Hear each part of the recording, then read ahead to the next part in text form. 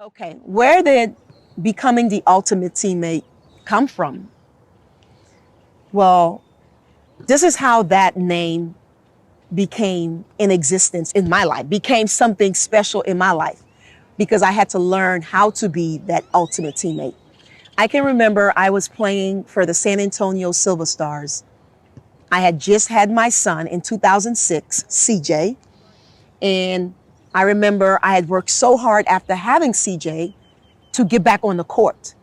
At the time, I was San Antonio Stars franchise player, billboards, everything. So when I pushed myself to get ready to get back to play, I felt like I was ready to go. But the coaches felt like I wasn't ready and they didn't want to rush it. But I felt like I was ready. So when the season started, my minutes decreased. So that year, I was a free agent. And because I had that season where I didn't play as much, I felt like I made an emotional decision. I left a place where people cared for you as a person first, then a player.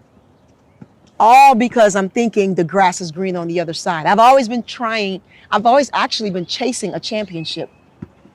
And when my minutes decreased in San Antonio and I felt like, man, I'm ready and I wasn't playing, I made a decision to leave San Antonio and go to LA.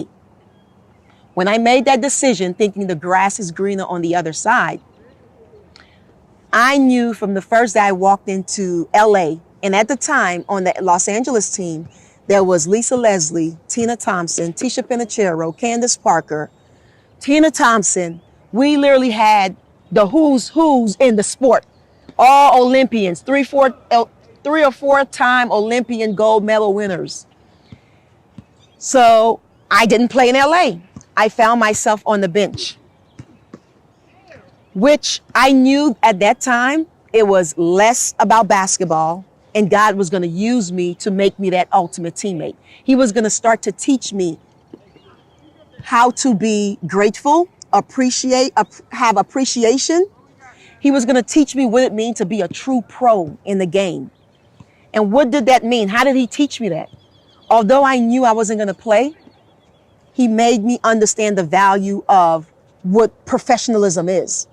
And what that is although you know you're not getting in the game, you're going to make sure you're the first one in practice, the last one to leave. You're going to make sure you're working hard as though you're going to play. And that's not an easy thing to do, but that's what he taught me. You're going to learn the value of 1 minute in the game. You know, a lot of kids, when the game's out of reach, they're up by 30 and they send out the bench players. Players don't want to go in. It's an embarrassing moment. They call it garbage time. But I learned that that's an opportunity time. And God taught me that. He taught me that, no, that 1 minute you're getting, it's all about what you do in that 1 minute. That will get you 5 minutes, 10 minutes, 20 minutes. And I learned to go in the game. First of all, I learned to prepare for that 1 minute. So I read my scouting report. I knew the game plan. I knew what my job was because while I was on the bench, I was paying attention. I didn't have bad body language. I was paying attention. So when my number was called, I sprinted to the bench and I was in the game. You would have thought the game was on the line because I was going all out, taking charges. I mean, shooting, rebounding, getting steals. And my teammates on the bench were like, Marie, we're up by 30. What's up with? And I'm like, hey, this is my opportunity time. This is my time to show that, hey, I can play the game. You know, it's not that I can't play. That's not why I'm not in the game. You know, so it's important to share this because a lot of young people need to not look at it as garbage time. This is an opportunity time. And that's what I learned. Professionalism, the value of a minute, and appreciation. You know, I went from playing 40 minutes a game to averaging 5 minutes a game. And when you average 5 minutes a game, you learn appreciation. You learn gratefulness. Now I understood that, I'm just honored to be in the WNBA. I'm grateful to be in the WNBA. Not, well, I should be here. I'm good. I should be here. So a different mindset. So as I was learning all these skills on what an ultimate teammate is, you know, it was growing me in many different ways. I remember even being on the bench and my teammates are doing well. At one point, I didn't know how to cheer when other people were having success. But I had to learn that on the bench. And my team's winning and I'm up cheering. And I'm like, oh my gosh, who is this person? But I had learned how to cheer for others when they're having success, which that is something people don't know how to do.